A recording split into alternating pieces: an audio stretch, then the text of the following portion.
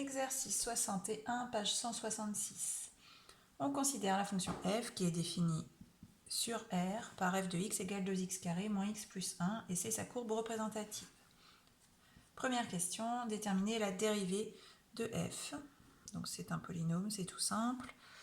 f' de x, ça va être égal à 2 fois la dérivée de x carré, c'est-à-dire 2x. Donc 2 fois 2x, 4x. La dérivée de x, 1.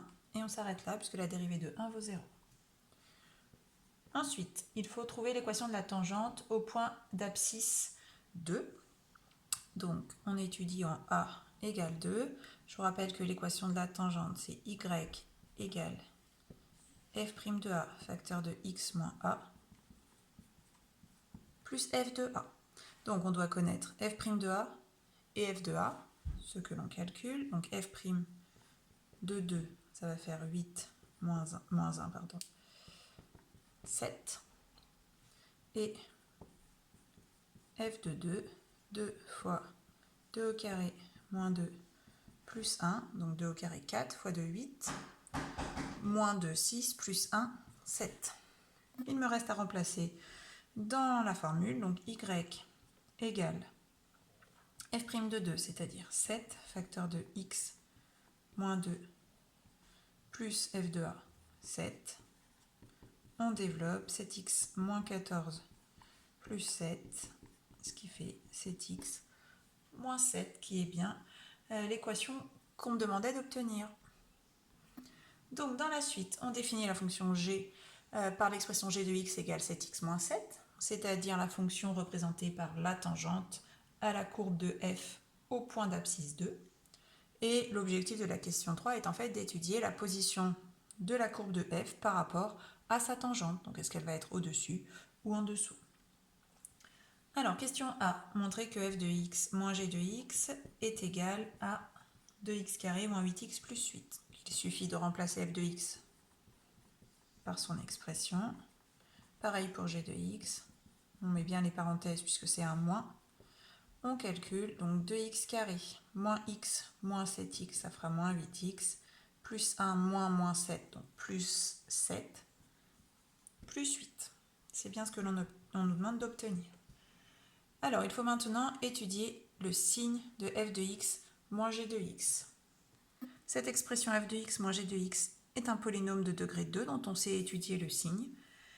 On va calculer son discriminant, delta, donc b carré moins 4ac, avec b qui vaut moins 8, moins 4 fois a, 2, fois c qui vaut 8, 64 moins 64, cela fait 0. Donc on a une seule racine pour ce polynôme qui est égale à moins b sur 2a, c'est-à-dire 8 sur 2 fois 2, 8 sur 4, 2.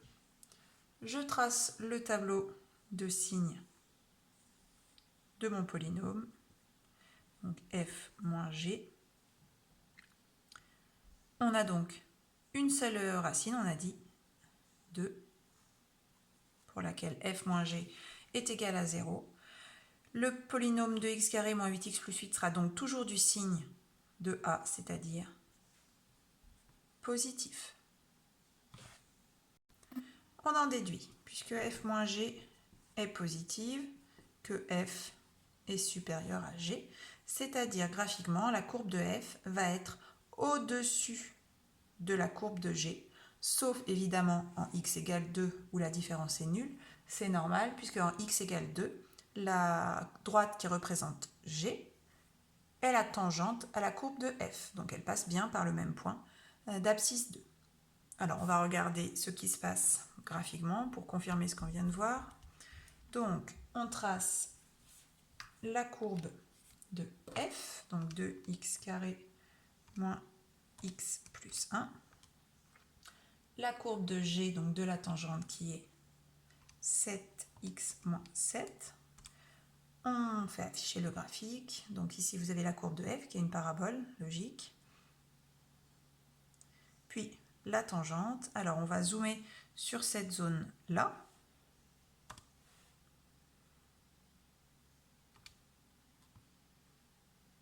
Alors, je vais tracer un cadre autour de la zone qui m'intéresse.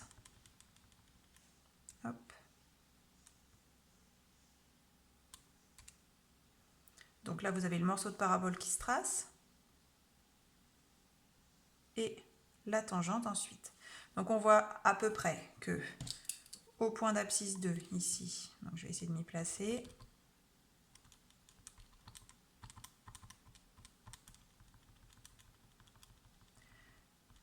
Voilà. Donc au niveau de ce point-là, la courbe et la tangente sont confondues. Avant, on a la courbe de f qui est ici, la tangente ici. Donc la courbe de f est bien au-dessus de la tangente. Et ensuite, c'est la même chose. Donc on aperçoit le petit bout de courbe bleue qui représente la fonction f au-dessus de sa tangente. Cela confirme ce qu'on vient de voir par le calcul.